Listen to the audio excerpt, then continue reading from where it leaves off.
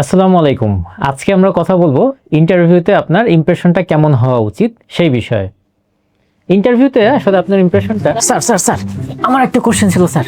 এখানে কি lunch free নাকি অর্ধেক টাকা ক্যান্টিনে চলে যাবে? আরে আপনি কে? আমি তো এখানে একটা ভিডিও রেকর্ড করছি। আমি আপনার পরবর্তী ক্যান্ডিডেট। ওই যে ভিডিওতে বললেন না দ্য রাইট ফিট হওয়ার জন্য, তো রাইট ফিট হওয়ার জন্য তো স্যার আসলাম। আচ্ছা স্যার, জয়েন করার কতদিন পর থেকে ছুটি পাওয়া যাবে? এই যে আরেকটা ভুল, জয়েন করার আগেই আপনি ছুটি নিয়ে চিন্তা করছেন।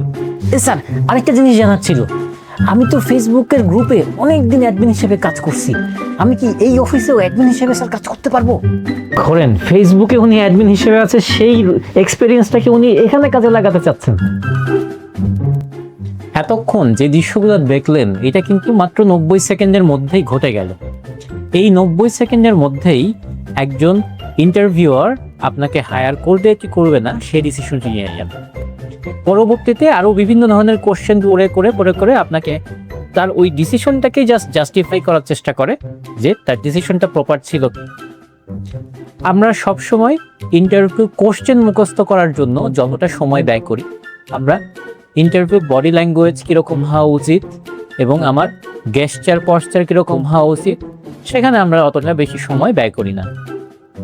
আপনার ইন্টারভিউ কোশ্চেন অ্যান্সার থেকেও কিন্তু বডি ল্যাঙ্গুয়েজ, গেস্টার এবং পশ্চার এই তিনটা জিনিস প্রথম 90 সেকেন্ডে আপনাকে এক্সপ্রেস করছে আপনার ইন্টারভিউয়ারের কেস। প্রথম 90 সেকেন্ডে আপনি যদি কনফিডেন্স না দেখাতে পারেন তাহলে রিক্রুটার আপনার উপরে একদমই ভরসা করতে পারবে না।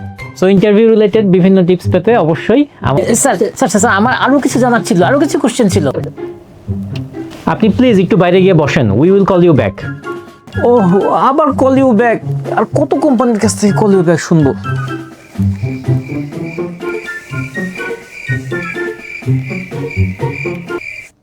সো ইন্টারভিউ রিলেটেড বিভিন্ন ধরনের ইন্টারভিউ হ্যাকস এবং টিপস পেতে অবশ্যই আমাদের পেজে ফলো করবেন। Thank you.